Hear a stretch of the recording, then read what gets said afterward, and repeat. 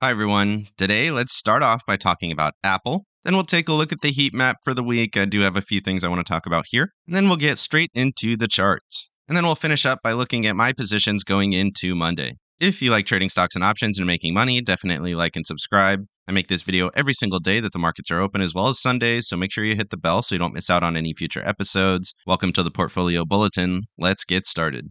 So starting off with Apple, this is an article actually on TradingView. It's kind of interesting here, but they're saying that smartphone sales are actually declining, and specifically Apple smartphones are lower than they've been in a long time. They said they shipped $1.2 billion worth of smartphones, which sounds like a lot, but it's actually the lowest number shipped in almost a decade. If that's true, that's definitely going to impact Apple's earnings on Thursday, so we do need to pay attention to that. Still the biggest stock in the markets. And if they do not meet earnings expectations, that will definitely sink the markets. They say not even the iPhone 14 could help save Apple from plunging demand. But it's also dealing with supply chain issues in China. We've been talking about that one before. Supply chain issues with Apple devices have been going on for a little bit now. But despite that, they still don't have good demand for their products. They say they shipped 72.3 million iPhones, which is a decline of 15% year over year. Obviously, these were pretty tough comps from the previous year, but that is a pretty solid decline.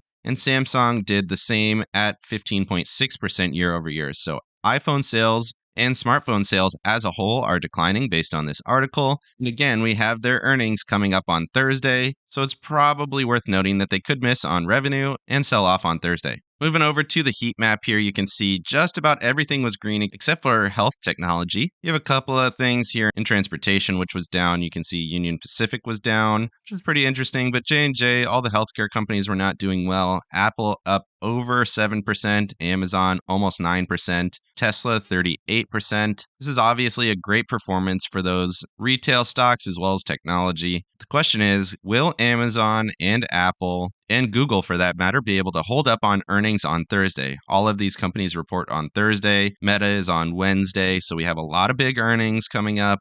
And if these companies cannot hold up, it does seem likely that the markets will move down, especially after the meteoric rise that they had this week.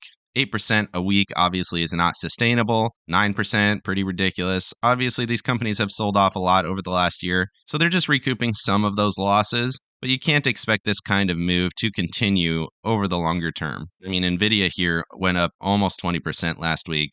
Pretty ridiculous. I do also want to briefly show the open interest for SPY options. You can see there's a lot of open interest at 410 for calls, but looking at puts here, you can see 395 and 390. So quite a bit more puts here, a little bit closer. You can see how many more puts there are versus calls, which tends to be a little bit of a bullish sign. We'll take a look at the put-call ratio later. I wouldn't expect to get below 395, and I probably wouldn't expect to get above 410 by expiration on Friday. Certainly could happen. This is not always super accurate, but it's worth keeping an eye on these ranges to give you an idea where traders are looking. Looking at the options in the market right now, you can see how many more puts there are than calls. 410 again being that high for calls at 24,000, and then puts here at 43,000 at 400. So more puts here certainly could rally a little bit. Maybe we get up to 409. 405 is kind of even on puts and calls, so if it goes a little bit higher than that, all the puts expire worthless and the calls are in the money. 409, just short of that 410 level. But again, looking how few calls there are here, it could certainly rally up higher just to get all of these puts out of the market. Something to pay attention to going into the week.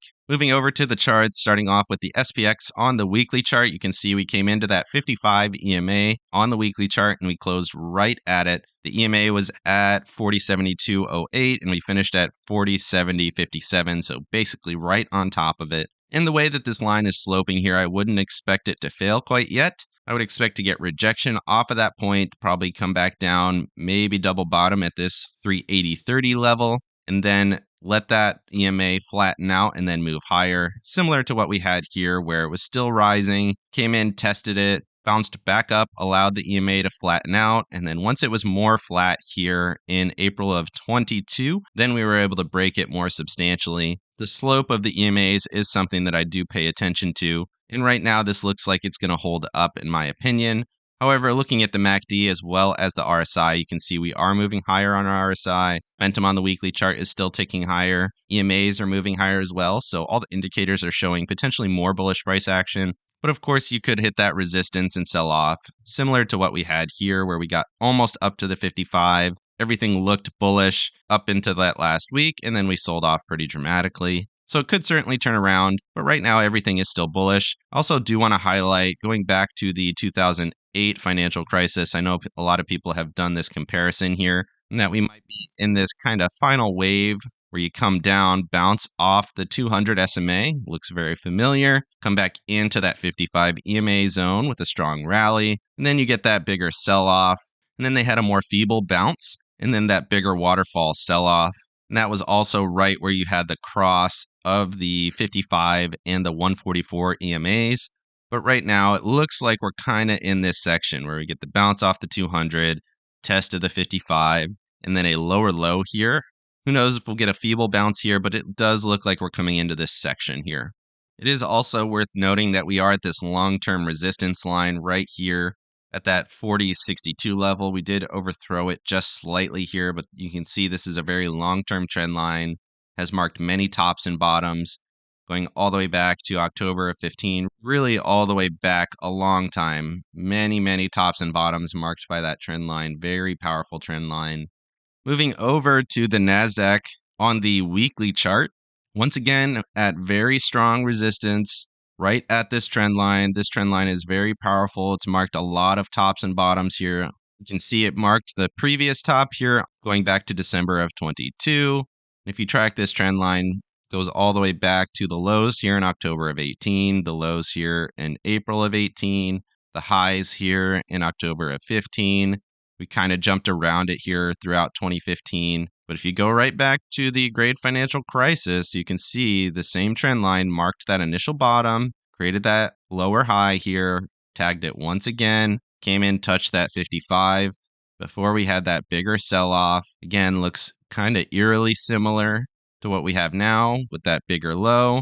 We did mark more of a double bottom on our recent time frame, but right now we're coming into the same resistance on this longer term time frame.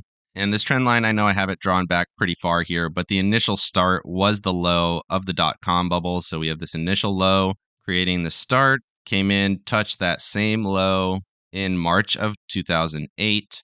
And then it became a pretty solid trend line throughout time here. It's currently acting as resistance in the short term. Certainly could overthrow it, certainly could get up to the 55 EMA, but right now it is resistance. And if we do see some hesitation and it starts to fail, similar to what we saw here in November and December, then you would expect this to make a lower low, and we would be looking for support at around 10,350 or so, which would be a pretty substantial drop, basically to the most recent lows that we had in October of 22. Moving over to the Russell is not really at any major resistance. It is getting close to the 144 EMA here on the weekly, but this still looks strong. This could certainly go a little higher, maybe up to 2,000. So a couple more points of upside potential on the Russell. We do have a much more solid bottom in here. Kind of looks like a head and shoulders with a left shoulder, head, right shoulder type pattern. Not quite the same with this bigger peak that we had here in August, but this does seem a little bit stronger, and we are at much lower levels. You can see we already got well below the pre-COVID highs here at 1,700 or so. So we got below that level, retested those previous highs already. The Russell didn't go nearly as high as the other major indices, and it's already moved a little bit lower. So the Russell certainly could be in a better position to go higher here. But going back on these major trend lines, you can see pretty much mapped out all the major highs and lows. And we're not really at any of those locations right now, just this most recent kind of shorter term trend line from the previous highs in November. Otherwise, same thesis, everything looks bullish and could certainly go higher. Moving over to the Dow on the weekly, similar to the Russell, not really at any major support or resistance. Could certainly go a little bit higher, but momentum here on the weekly is fading. RSI also ticking slightly lower here. It does look weak. We did go over the shorter term time frames, and the Dow looks weak in the Friday video as well. So keep an eye on the Dow. In the longer term charts, looks slightly bullish, but on the shorter term does look slightly bearish. Moving over to the put-call ratio for equities and the indices, it's worth noting that we are pretty low here. We're at support. We tested support. This has been a slightly rising channel here that we've been watching for a while. We've been generally within these lines. And right now we're sitting at a low point, which tends to mark at least short-term highs. If we do see an actual push through this lower boundary, perhaps we're starting to create a different channel. That would be interesting. If we did start to move lower as a whole, that could potentially indicate to me that we did find a more longer term bottom, similar to what we had here, where we had this declining price, found that longer term high here in December and January of 20 and 21. And then we started channeling upwards slowly in this decline. And if these spikes actually mark a longer term top in the put call ratio and we start to see this trend decline, that would certainly be interesting and something worth paying attention to. Moving over to the SPX divided by the M2 money supply, I really like this chart. We've talked about it a lot of times here, but it really gives you a different perspective on the SPY. This is the weekly chart as well. You can see here on the weekly, we are still below the 200 SMA as well as the 144 EMA, which is not true on the other indices. You can see a lot of people talking about breaking out of those lower levels, bouncing off the 200 week moving average on the weekly for the SPY and for the SPX, but that is not the case here on this chart. It gives you a much different perspective. You can see pre-COVID highs being tagged at the same level as the high in November and December. So it puts this more in that ratio format and gives you a more historical price action. And based on this, you have to assume that we're basically topped out. You can look, we're at this resistance line, which has been very strong for many years, tagged multiple times through 2018, 2019, tagged it once again here in August of 20. And once again, we are stopped right at that level. Does seem like we could go lower from here. If you go back here using the same level, you can see we're at that same level at the 20 level. Going back to 2008, we're right at this level. We didn't quite tag the same level in 2008. We did move along it multiple times. Here it was resistance in January of 2004, resistance in February of 2006, pushed through it here in September of 6, came back through it in January of 2008. So you can see very historical level, very interesting perspective here. And then after the 2008 crisis, we didn't get back above this level all the way until November of 2017. Then we chopped around it, interacted with it multiple times, gapped through it very strongly during the COVID down move. Again, indicating this is a strong level. And if we do see it fail here, that would be very interesting. Something we're definitely looking for on this chart. You can see we bounced from the previous level, came back up to resistance. And if we do break down from here, you could certainly come back and tag that same level and chop in between these. That's certainly possible. Or we break down, come back and test this lower level, which would put you back not quite as low as the COVID lows. That was a pretty extreme case, and I don't think we are going to get back to that level even on this chart. But it is worth noting that there's fairly strong resistance right where we are right now. Moving over to the actual M2 money supply, I do want to talk about this for a moment. So we just looked at the SPX divided by the M2 money supply. Obviously, the M2 money supply has been going straight up for a very long time. It's actually never declined. It's always gone up until right here recently. So with tighter financial conditions and the Fed raising rates, it actually did decline. So we topped out here at 21.74 trillion. And then we started to tick down, and we're currently at 21.207 trillion. So we are moving slightly lower on the M2, which is interesting. And like I said, that's the first time in history that this has happened. If this continues to roll down here, that would be very interesting. Obviously, if there's less money to be invested in the markets can't really go higher. Certainly, there's a lot of money sitting on the sidelines, in my opinion, that the total amount of money available is also declining for the first time since this chart was created, all the way back to 1958. Let's move over to some ratios. This is the NASDAQ divided by the SPY, as well as the NASDAQ divided by the Russell. You can see we're still in a downtrend here in the NASDAQ divided by the SPY. We did bounce off of that support line that we've been tracking, coming up into resistance right where we are. This would be the previous low from June of 22. So we have that low, the lower high, lower low, lower high, lower low, and we did break that just slightly here. If we do get a rejection, this could certainly go much lower. We're still pretty high historically on the NASDAQ versus the SPY, especially with the big run-up that we had during COVID. So this could certainly go lower. We're just in a shorter-term retrace right now. I also have a trend here on RSI that is continuing to downtrend, certainly testing that level right now, certainly testing resistance as well.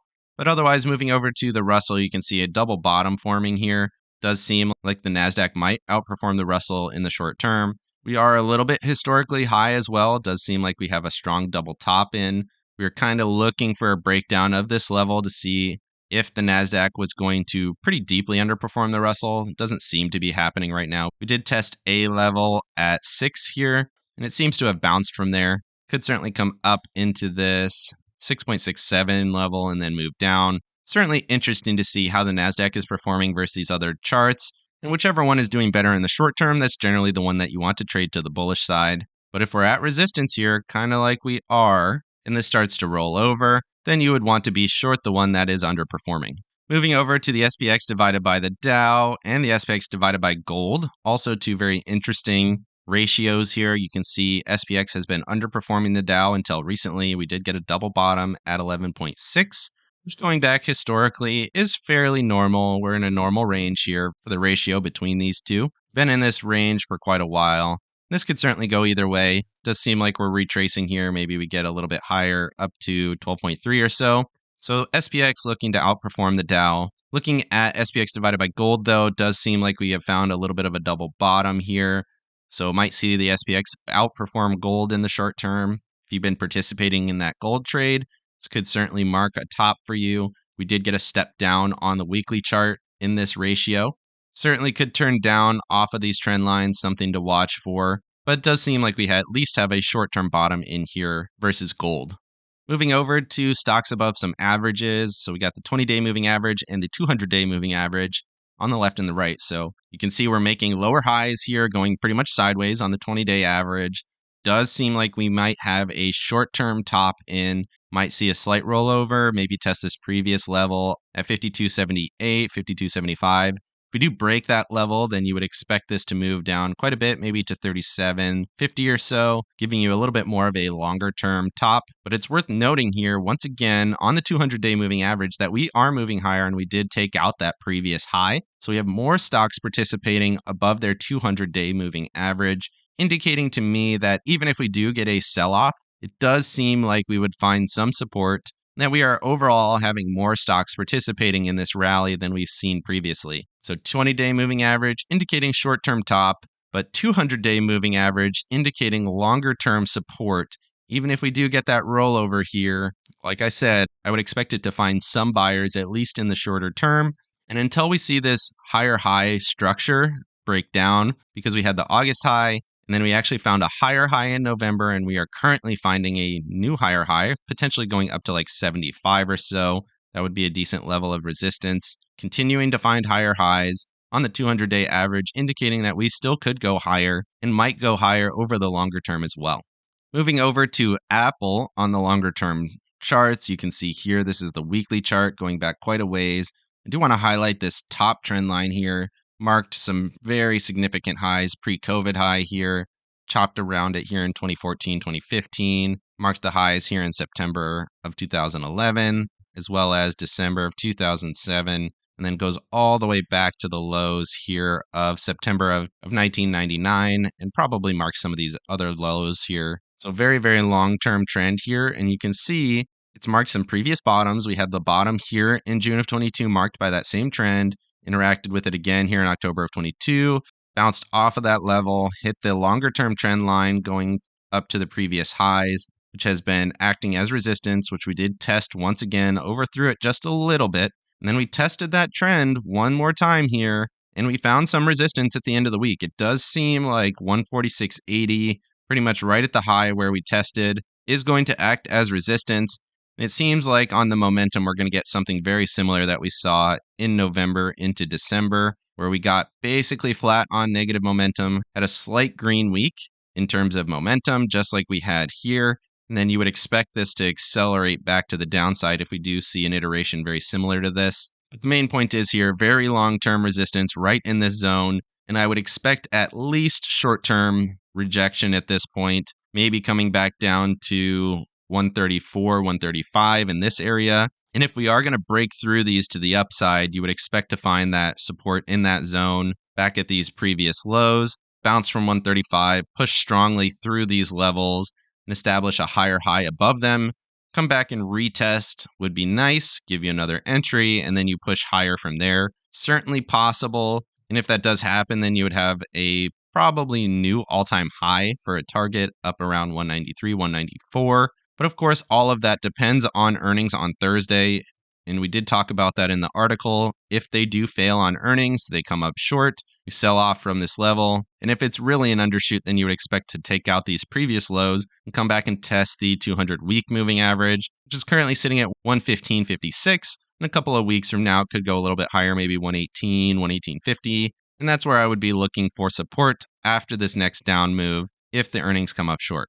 Moving over to my positions, you can see I am slightly bearish. I have 2 covered puts here down to 296 for $1.34. I sold those shares at 296.27, so 1 strike out of the money, and we did sell off a little bit after hours, basically down to 296 at the close for the NASDAQ. Like I said, I am definitely short-term bearish. I think we'll move down over the next day or two. Certainly could have a reaction on the FOMC meeting on Wednesday, and then the big earnings announcements that we have Thursday. Amazon, Google, and Apple all on the same day. Big day that day. And right now I'm slightly bearish going into that time frame. Like I mentioned on my Friday video, all of the bullish structures are still intact. We are still in a bullish trend, but we are at major resistance across many time frames, across many charts. And like I talked about in the Friday video as well, transportation and high yield bonds have not been participating in the rally recently, generally indicating that we will be moving lower in my opinion. So short-term bearish based on overextension, potential for a downturn at longer-term resistance, but right now bullish structures are still intact. Let me know down in the comment section what you thought of this video. I tend to go over the more obscure charts on the weekends, and I do think they're extremely important. There's just not enough time to go over them during the week, so I do think the Sunday videos are very important. Definitely like and subscribe if you got any value out of this video, or if there's any charts that you would like me to go over, definitely put that in the comments as well. And make sure you hit the bell so you don't miss out on any future episodes. I make this video every single day the markets are open, as well as Sundays. So definitely check those out going forward. Of course, none of this is financial advice. This is all for entertainment purposes. Good luck in your trading and have a great day.